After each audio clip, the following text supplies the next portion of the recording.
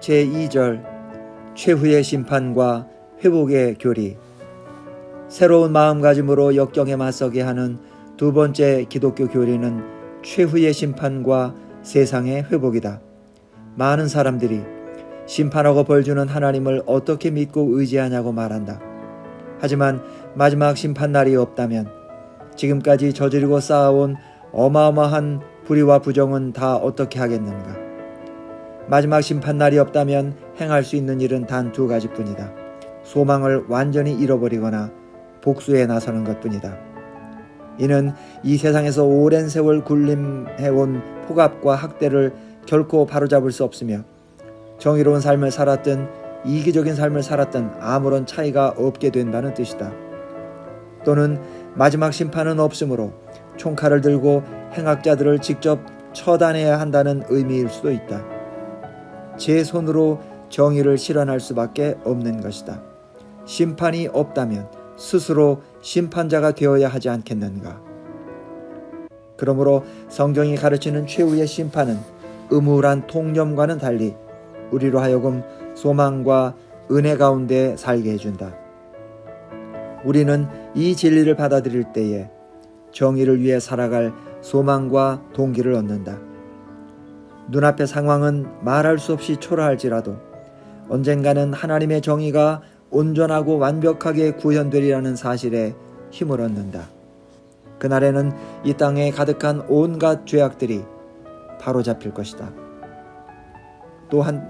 또 다른 한편으로는 너그러운 마음을 품게 해서 상대를 용서하고 안갚음과 폭력적인 행동을 자제하게 한다. 마지막 심판에 대한 확신이 없다면 부당한 일을 당할 때마다 당장 칼을 빼들고 상대방에게 복수하고 싶은 충동에 휩싸일 것이다. 하지만 아무도 징벌을 피할 수 없으며 모든 죄악이 결국은 바로잡히리라는 사실을 안다면 평안한 마음으로 살아갈 수 있다. 마지막 심판의 날에 대한 교리는 인간에게는 자신이 어떤 처분을 받아야 마땅한지 정확하게 아는 지식이 없으며 스스로 죄인인 처지에 누구를 벌할 권리도 없다고 엄중하게 경고한다. 마지막 심판에 대한 믿음은 진리와 정의를 추구하는 일에 지나치게 소극적이 되거나 또는 너무 격렬해져서 공격적이 되지 않도록 지켜준다. 마지막 심판의 날을 지나 저 건너편에는 더없이 깊은 위로가 고통당하는 이들을 기다리고 있다. 피터 반 인와게는 이렇게 적었다. 어느 시점이 되면 영원히 부당한 고난은 사라질 것이다. 흑암, 즉 악의 시대는 인류의 역사가 시작되는 시점에 잠깐 깜빡였던 무언가로 기억되리란 뜻이다. 사악한 자들이 무고한 이들에게 저지른 악은 대가를 치르게 되고 모든 눈물은 씻겨 나갈 것이다. 이미 이야기했듯 하나님이 악을 허용하신 이유를 완전히 납득시켜주는 신정론은 없다. 그럼에도 불구하고 성경의 모든 약속과 함의들을 따지고 또 파악해 볼 때 부활과 세상의 회복이라는 기독교 교리야말로 우리가 내놓을 수 있는 진실에 가장 가깝다. 육신의 부활은 단순히 잃어버린 삶에 위로를 주는 수준이 아니라 완전한 회복을 의미한다. 우리가 지녔던 몸과 삶을 얻는 데 그치지 않고 소망했지만 이전에는 결코 얻을 수 없었던 육신과 생명을 얻게 된다. 우리는 새롭게 회복된 세상에서 영광스럽고 완전하며 이루 말할 수 없이 풍성한 삶을 누릴 것이다. 때로 불행한 일들이 합력해서 선을 이루는 일들을 보기도 한다. 문제는 간혹 아주 제한적으로만 이런 모습을 목격할 수 있다는 점이다. 하지만 불행한 일을 겪는 경우가 그렇지 않을 때보다 훨씬 큰 영광과 기쁨을 얻게 하기에 하나님의 악을 허용하셨다고 볼 수는 없을까? 우리가 고난을 통과하여 맛보게 될 궁극적인 영광과 기쁨이 한없이 크기 때문은 아닐까? 장차 만나게 될 세계가 지금껏 깨지고 망가져왔던 세상보다 훨씬 좋고 멋지다면 어떻겠는가? 정말 그렇다면 이는 악의 완전한 패배를 의미한다. 악은 우리의 아름다움과 행복을 가로막는 걸림돌이 아니라 한층 높은 곳으로 인도하는 요인으로 작용할 것이다. 애초에 의도했던 것과는 정반대의 결과를 빚어내는 셈이다. 어떻게 그럴 수 있을까? 아주 단순한 수준에서 생각해보자. 알다시피 위험이 있어야 비로소 용기도 생겨나는 법이다. 죄와 악을 떠나서는 하나님의 능력, 숨막히도록 크고 넓은 그분의 사랑, 하늘의 영광을 내려놓고 십자가를 지신 하나님의 은혜를 깨닫지 못했을 것이다. 지금 이 땅에 발붙이고 사는 동안은 하나님의 영광이라는 말이 까마득하게 멀고 추상적으로 느껴지기 쉽다. 하지만 반드시 알아야 할 사실이 있다. 눈앞에 있는 가장 아름다운 풍경도, 세상에서 맛볼 수 있는 가장 진귀한 음식도, 사랑하는 사람을 품에 껴안는 기쁨도 하나님 앞에 섰을 때 마주하게 될 기쁨과 감히 비교할 수 없다.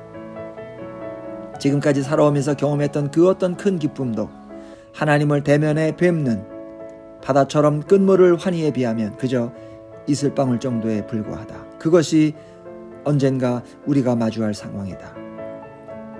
이 사실에는 한치의 오차도 없다. 성경 말씀에 따르면 악과 죽음에서 건지신 이 그리스도의 구원은 그 영화로운 아름다움과 그것을 누리는 기쁨을 헤아릴 수 없을 만큼 증폭시킨다. 천사들마저도 복음을, 다시 말해 예수님이 성육신과 대속사역을 통해 이루신 경이로운 역사를 한없이 지켜보고 싶어 한다고 성경은 말씀한다. 예수님이 그 영광과 사랑을 고난을 통하는 것 말고는 달리 보여주실 방도가 없었듯 우리 역시 세상에서 역경을 거치는 것 외에 다른 방법으로 그런 초월적인 영광과 기쁨, 사랑을 경험할 수 없다. 장차 올 미래의 영광이 누구도 가늠할 수 없는 특별한 방법으로 과거의 악을 집어삼켜서 그 기억조차 마음을 어둡게 하지 못할 뿐 아니라 도리어 더 행복하게 만들지 말란 법이 어디 있는가. 제3절 성육신과 대속의 교리. 마음을 지켜주는 마지막 기독교 교리는 성육신과 대속이다. 피터 버거는 신학자가 아니라 사회학자임에도 불구하고 모든 문화는 고통과 고난을 이해하고 받아들일 방법을 구성원들에게 제공해야 한다고 파악했다. 그리고 성경은 두 가지 기본적인 방식이 그런 역할을 한다고 본다. 구약 성경의 욥기는 고난과 관련해 지극히 까다롭고 엄중한 진리를 제시한다. 한마디로 인간은 하나님께 이의를 제기할 수 없다는 것이다. 욥은 그처럼 가혹한 슬픔과 괴로움이 자신에게 일어난 이유를 설명해 달라고 주님께 강력하게 요구했다. 하나님은 질문하는 이에게 질문할 권리가 있는지 맹렬하게 추궁하며 대응하셨다. 하나님은 욥이 가진 유한성, 그분이 질문에 대한 답과 뜻을 드러내 보여주셔도 이해하지 못하는 무능력, 안락한 삶을 요구할 처지가 못되는 죄인의 신분을 지적하며 맞서신다. 이러한 세계관에는 탄탄한 논리가 깔려 있음을 인정하면서도 버거는 그런 시각을 가지고 산다는 건 대다수 평범한 이들로선 어림도 없으며 몇몇 신앙의 거장들에게나 해당될 법하다고 단정한다. 하지만 다행스럽게도 고난과 관련해 성경에 들려주는 이야기는 여기서 끝나지 않는다. 구약 성경이 이 문제와 관련해 제공하는 높은 긴장감은 기독교의 본질적인 해법으로 해소될 수 있다고 버거는 말한다. 해답의 핵심은 성육신 하신 하나님, 곧 고난을 당하신 하나님이다. 고난이 없었다면, 십자가의 고뇌가 없었다면 성육신은 누구나 만족할 만한 문제 해결책이 될 수 없었을 것이다. 여기에는 어마어마한 힘이 있다. 이어서 버거는 알베르 까뮈의 글 한 토막을 인용한다. 죄 없는 하나님의 희생만이 무고한 이들에게 끝도 없이 쏟아지는 고문을 정당화한다. 신이 당하는 비참한 시련만이 인간의 고뇌를 누그러뜨릴 수 있다. 욥기는 인간의 하찮음과 유한성을 정확하게 지적하고 하나님의 주권에 철저하게 복종하기를 요구한다. 하지만 언뜻 보기에도 시련을 겪는 이들로서는 견디기가 쉽지 않겠다는 생각이 든다. 그런데 신약 성경에는 하나님의 주권을 믿고 의지하는 이들에게 부어지는 상상할 수 없는 위안으로 가득 차 있다. 절대자 하나님이 스스로 세상에 내려오셔서 그 흑암을 낱낱이 경험하셨다. 인격적인 존재가 되어 고난의 쓴잔을 찌꺼기까지 다 들이마셨다. 그분 자신이 아니라 우리를 의롭게 하시기 위함이었다. 인류가 감당해야 할 죄의 고통과 저주를 감당하기 위해 스스로 고난을 견디신 것이다. 모든 악을 끝내시기 위해 친히 징계를 받으셨다. 신약성경은 예수님을 육신을 입고 오신 하나님이라고 가르친다. 그분 안에는 신성의 모든 충만이 육체로 거하신다. 그리스도는 하나님이셨지만 고난을 받으셨다. 인간의 절대적 연약함을 경험하셨으며 심한 통곡과 눈물이 가득한 삶을 사셨다. 거절과 배신, 가난과 학대, 낙심과 좌절, 사랑하는 이의 죽음과 극심한 고통, 그리고 죽음을 누구보다 절실하게 경험하셨다. 주님은 모든 점에서 우리와 마찬가지로 시험을 받으셨지만 죄는 없으시기에 우리의 연약함을 동정하지 못하실 분이 아니었다. 예수님은 십자가에서 인간이 감당할 수 있는 죄악의 고통조차 넘어서셨다. 지식과 권세만 비할 데 없이 뛰어나셨던 것이 아니라 몸소 겪으신 고난과 고통 역시 인간으로서는 흉내조차 낼 수 없을 만큼 가혹했다. 사랑하는 사람을 잃는 것보다 더 큰 고통은 없다. 이 땅에서의 인연도 그러하다면 영원 전부터 이어진 하나님 아버지의 사랑을 잃은 예수님의 심정이 어떠했을지는 상상조차 할 수 있겠는가. 예수님은 십자가에서 나의 하나님, 나의 하나님, 어찌하여 나를 버리셨습니까? 라고 부르짖으셨다. 주님은 철저한 단절 그 자체를 경험하신 것이다. 여기에서 우리는 지극히 강한 분을 만난다. 인류를 너무도 사랑하신 나머지 자신의 힘을 버리고 약함과 어둠 속에 뛰어드신 하나님이 바로 그분이다. 하나님은 우리를 너무나 사랑해서 그분의 더없이 큰 영광, 다시 말해 모든 영광을 기꺼이 벗어버리셨다. 다른 종교들은 상상도 못할 일이다. 목회자인 존 딕스는 언젠가 오스트레일리아 시드니의 어느 대학에서 하나님의 상처에 대한 주제로 강연을 한 적이 있었다. 질의응답 시간이 돌아오자 무슬림 남성 하나가 일어나더니 자신의 의견을 밝혔다. 우주의 창조주가 자신이 지은 피조물의 세력에 굴복하다니 정말 어처구니 없는 이야기로군요. 그러니까 그냥 말은 먹고 자고 볼일 보며 살다가 십자가에서 쓸쓸히 죽었다는 소리인가요? 질문하는 이의 말은 지성적이고 설득력 있으며 정중했다. 젊은이는 계속해서 말을 이어갔다. 그는 만물을 지으시고 모든 일의 주관자인 신이 자신보다 못한 존재들의 손에 휘둘리며 고통을 받는다는 게 말이 되느냐고 물었다. 딕슨에게는 그 젊은이의 말을 단번에 제압할 논리도 위트 넘치는 대꾸도 떠오르지 않았다. 그래서 그는 그저 기독교의 주장이 갖는 독특한 면모를 깔끔하게 설명해 줘서 고맙다고 인사했다. 학생이 신성모독이라고 비난했던 사실을 크리스천들은 소중하게 간직합니다. 하나님이 상처를 받으셨다는 사실 말입니다. 피터 버거의 말이 맞다. 욥기가 내놓는 대답, 하나님이 뜻을 가지고서 하시는 일이므로 잠잡고 주님을 신뢰하라 라는 말은 옳지만 충분하지 않다. 너무 차가운 데다가 삶의 두려움에 맞서기에는 부족하다. 그러나 신약 성경에는 고통과 고난에 맞서게 하는 자원들로 가득하다.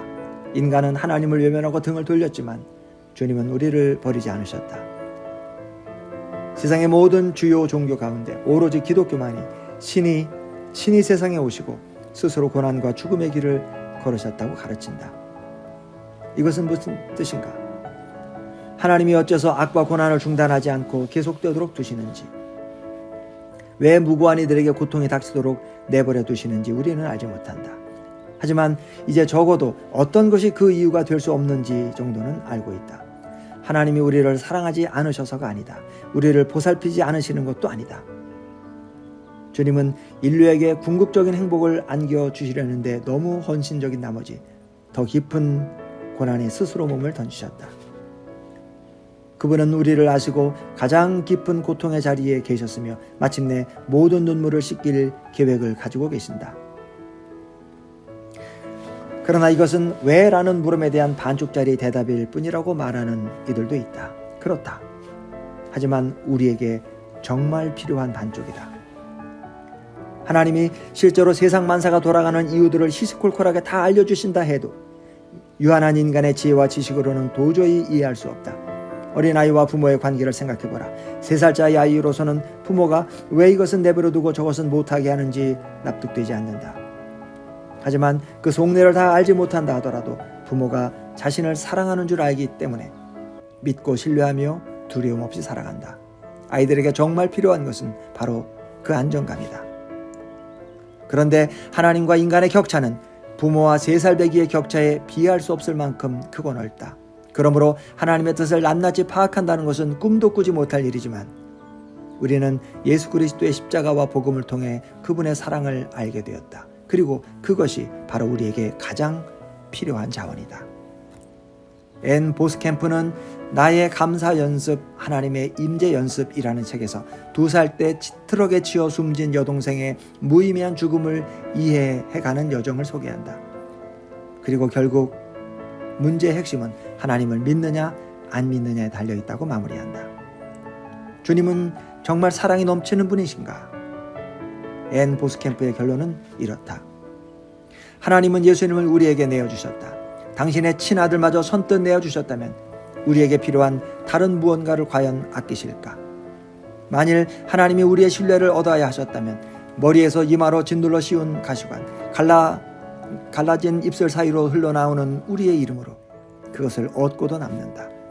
그런 주님이시라면 또한 우리에게 더없이 유익하고 합당한 것들을 은혜로 남김없이 베풀어 주시지 않을까? 하나님은 인간의 머리로는 도무지 헤아릴 수 없는 선물을 이미 넘치게 주셨다.